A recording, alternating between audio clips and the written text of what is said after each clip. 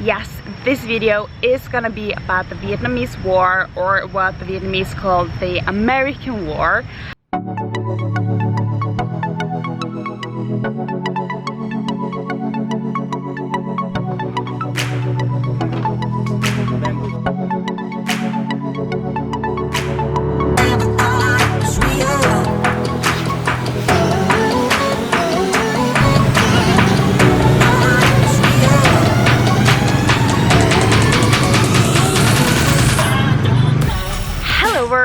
I've now come to Saigon, the biggest city in the south of Vietnam. The official name of the city is actually Ho Chi Minh, in honor of the President Ho Chi Minh, who won the Vietnamese War back in 1975. This video is gonna take you through and let you learn some more about the Vietnamese War. I'm gonna go to the War Museum today to learn all about the war, and then tomorrow I'm gonna go to the tunnels to actually see where people hid and how they fought and all of that. So this is gonna be a heavy video, but you're gonna learn so much, so just keep watching. And yeah, let's go to the museum.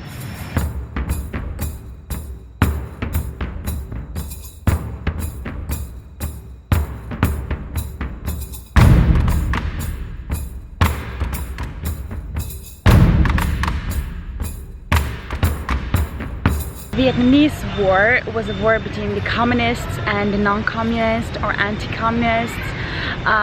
So it was China and Vietnam against the US and their allies, and the war was from 1955 to 1975. It was 19 years, 5 months, 4 weeks and 1 day, I think. So almost 20 years, and that's such a long time. And now I'm here at the museum. I'm walking around and I see all of the tanks, I see some helicopters, planes. All of them are the US Army, and the ones who lost the war was the anti-communists, so the communists won. So this seems to be, to me, it's a place where they really want to target the United States and all the wrongdoings, and I totally get that, but in a war there are always two sides.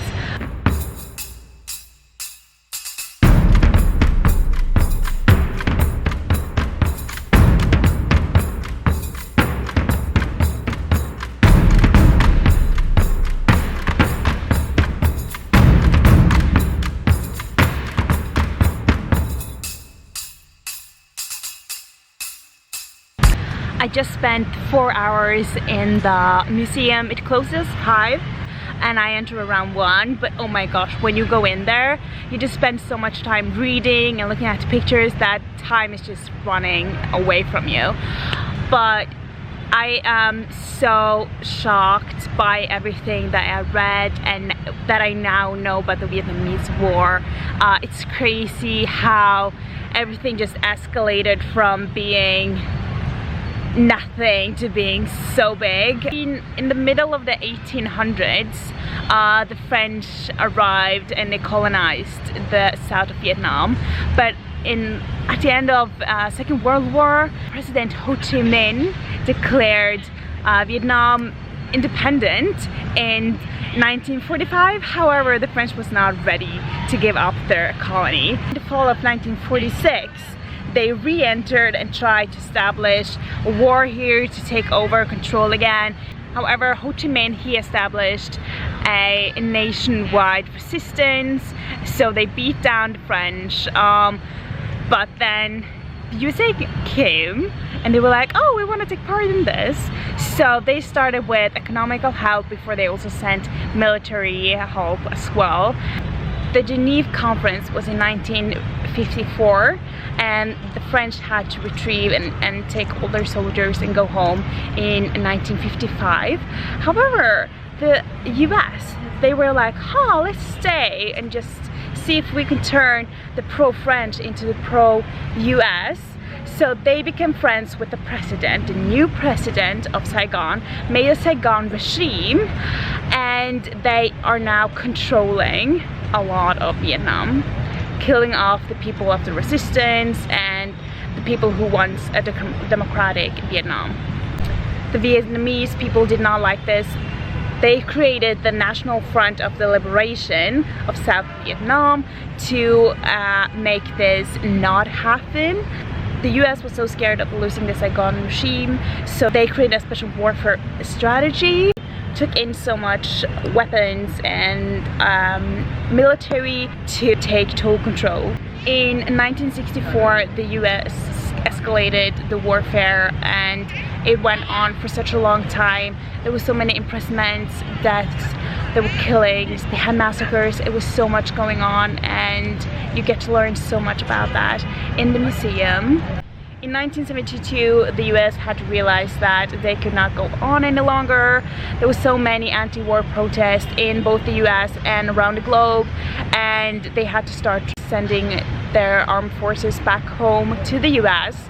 The Vietnamese forces that was against the US, they went on a counterattack and totally destroyed the US, and the US had to realize that the battle was over.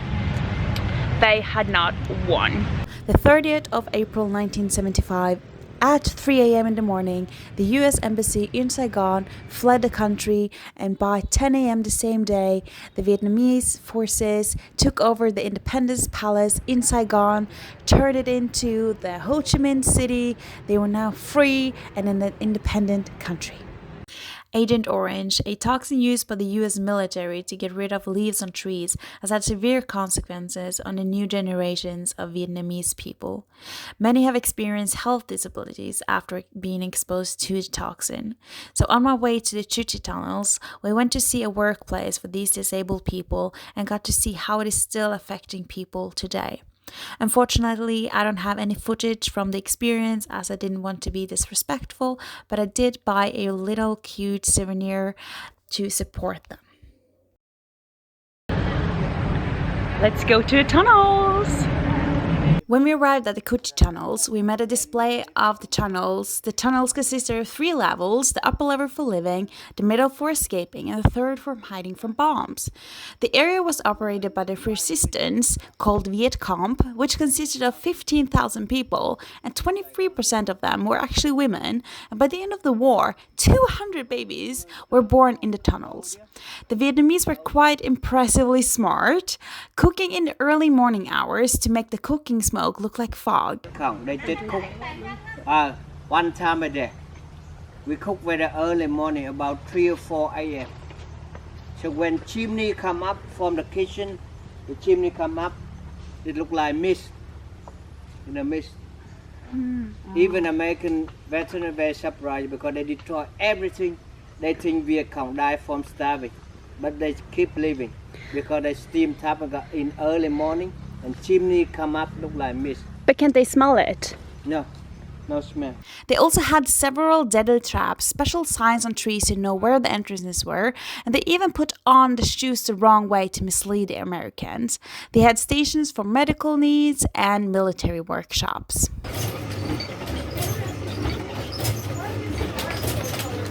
Each day, they made the tunnels 5 to 7 meters longer, as they had a slogan, "Long tunnel, long life," hiding the dirt in the jungle, in the rice fields, and bomb craters.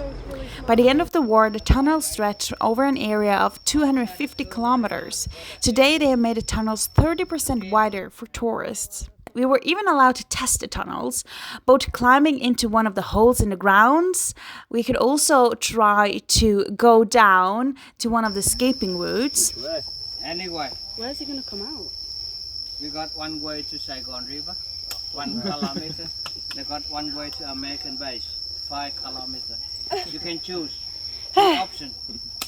And we were also allowed to walk the tunnels. Well, they are quite long, and for each 10 meters you're allowed to go out. So I made it only 10 meters before I got a panic attack, but I did it, and I don't understand how they were able to do it back in the days. And this is 30% wider than what it was back then. Can you go out here? Yeah. I don't know. Where are we going? You can go out there. This is the end of the 10 meters. Okay, thank you.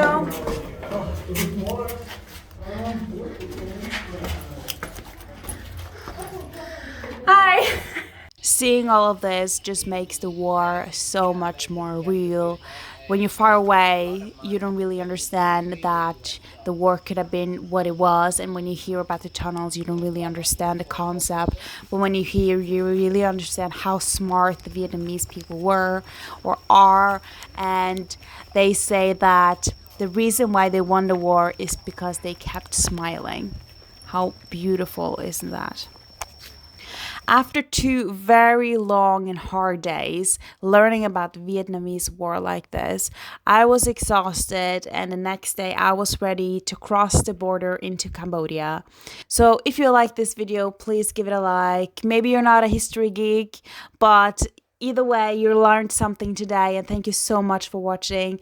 Please leave a like if you liked it, and maybe subscribe if you're curious about what I'm doing in Cambodia. And I'm also going to Malaysia, the Philippines, Bali, and several other countries. So please continue watching me, and I'll see you in the next one.